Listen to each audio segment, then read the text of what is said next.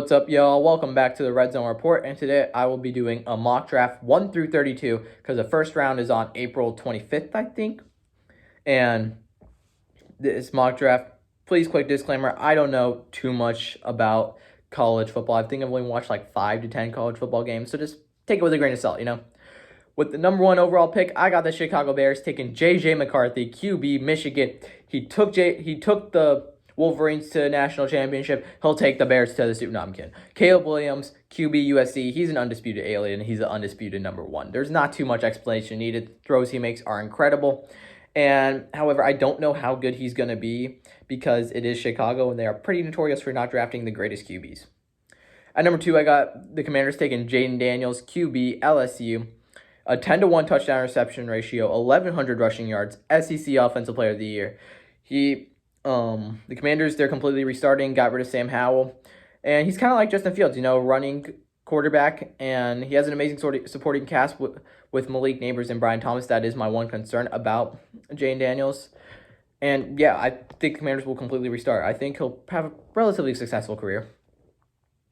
With the number 3 overall pick, I got the Patriots taking Drake May, QB, UNC, ACC Offensive Player of the Year. He is a pocket passer, which is kind of the Patriots scheme, I will not lie.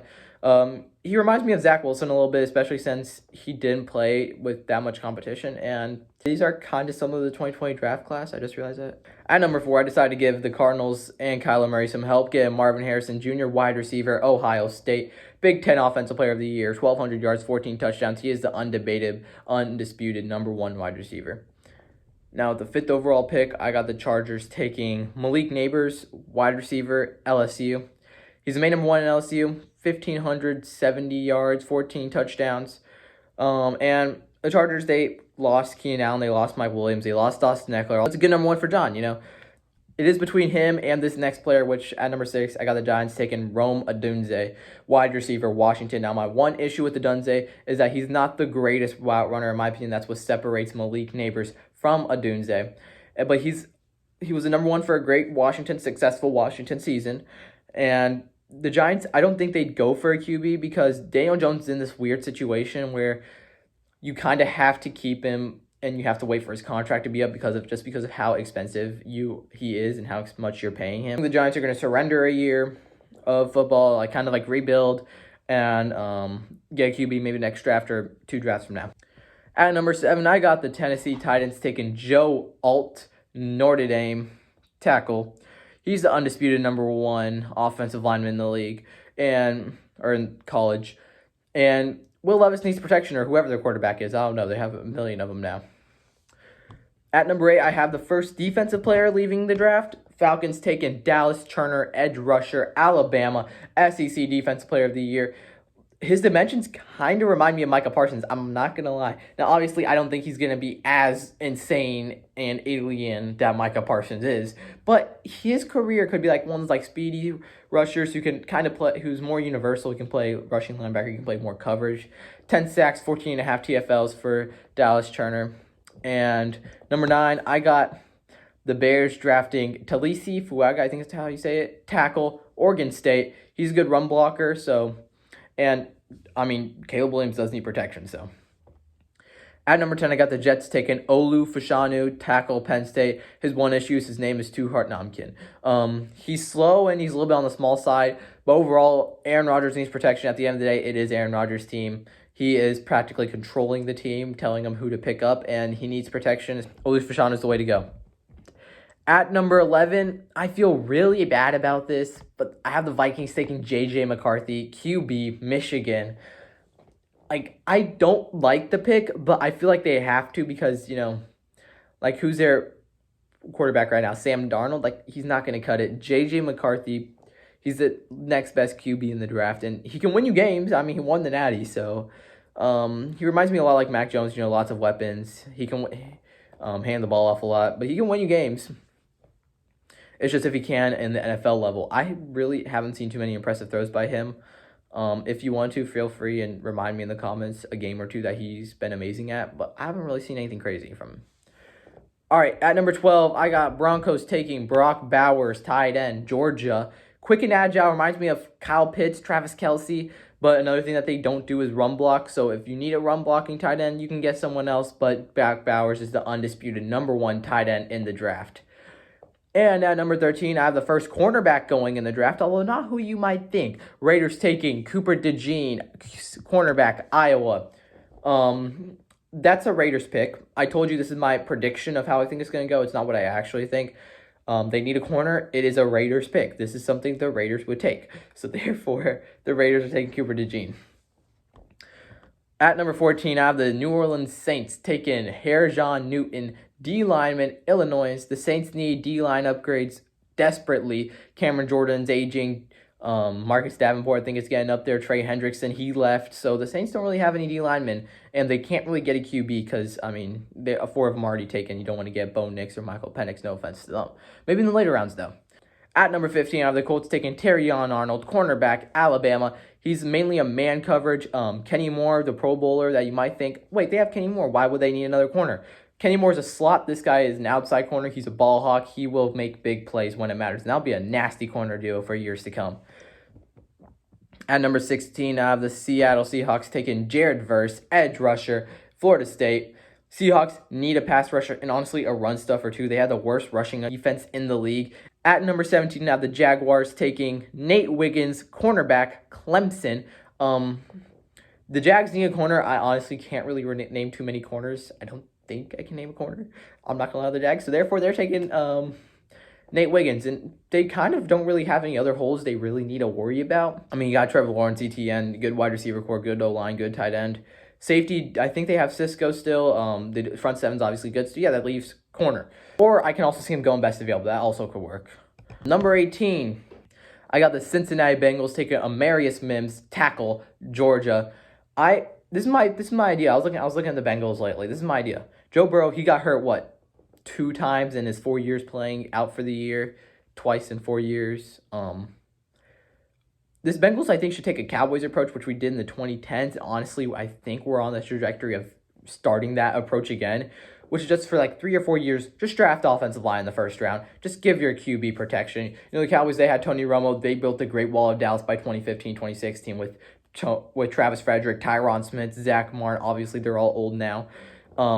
And I think we're kind of taking that approach again. I think the Bengals should too. You know, Joe Burrow, he's a Hall of Fame QB. He's definitely a lot more promising than Tony Romo. So you need to give him help more than ever, I think. I think corners or any defensive position, that can wait a little bit and you can maybe find some diamonds in the rough. But right now, just get O-linemen. That should be your top priority. At number 19, I got the Los Angeles Rams taking Byron Murphy, the second D lineman from Texas. Aaron Donald left, so this should be a good replacement. The Rams front seven, it's iffy. It's iffy. Honestly, I think it was kind of carried by the fact, they have Aaron Donald, but now he's gone. So the Rams are taking Byron Murphy. At number 20, I got the Steelers taking J.C. Latham, tackle, Alabama. He's big, he's strong, he's a good pass protector, which is what Russell Wilson / Justin Fields needs, especially Justin Fields.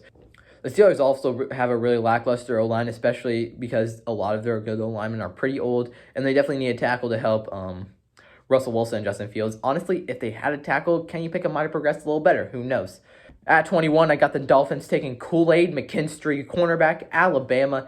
He's versatile. Xavier Howard, he's gone, and Jalen Ramsey, he's bound to be on the decline eventually. I think he honestly is now. And Kool-Aid McKinstry, he's a good revitalization of helping build this young secondary that the Dolphins are trying to build. You know, they got Javon Holland out there too, so it should be really good. Jalen Ramsey can also mentor him if he wants.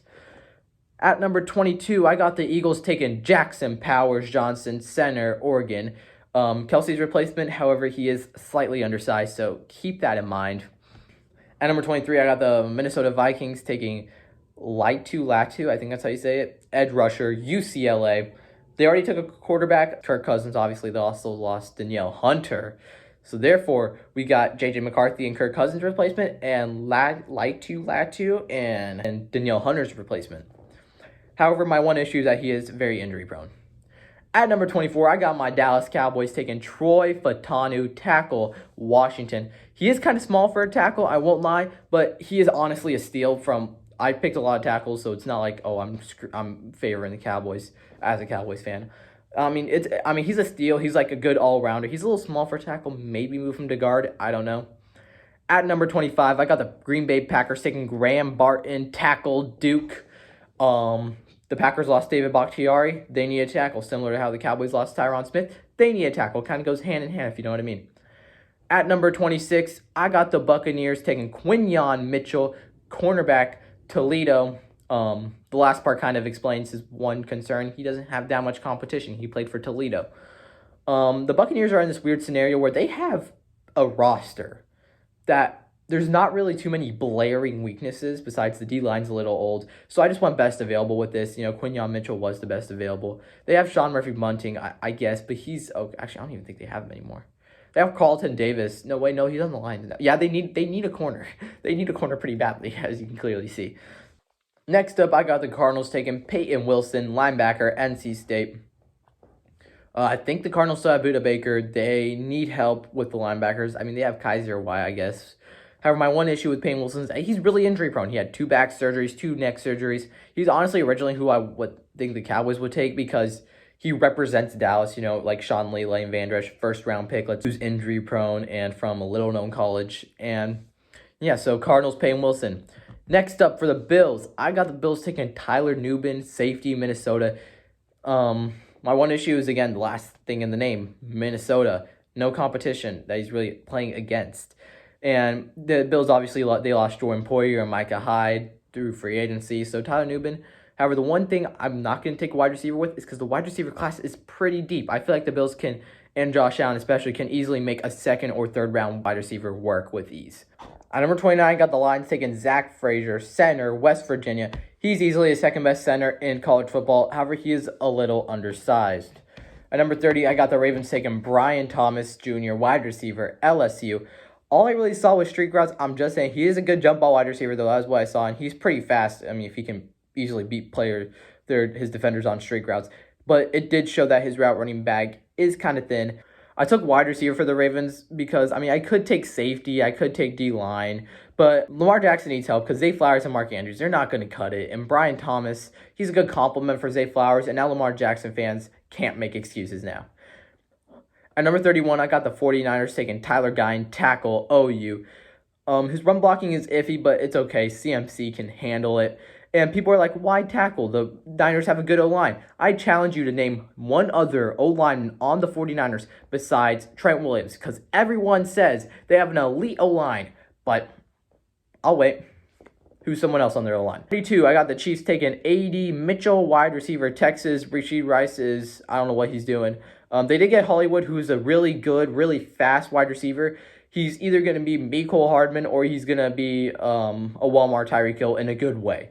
But nonetheless, I got A.D. Mitchell. He's a good jump ball wide receiver, so maybe what they thought MVS would be coming into Kansas City, and he'll hopefully help replace that role in an even better way. A.D. Mitchell, amazing jump ball wide receiver, and he should be really good and help while Rashid Rice is busy facing suspension. So that's going to be it for the mock draft. If you disagree, leave it in the comments below. Yeah, that's my 32-round mock. So like, subscribe, and see ya.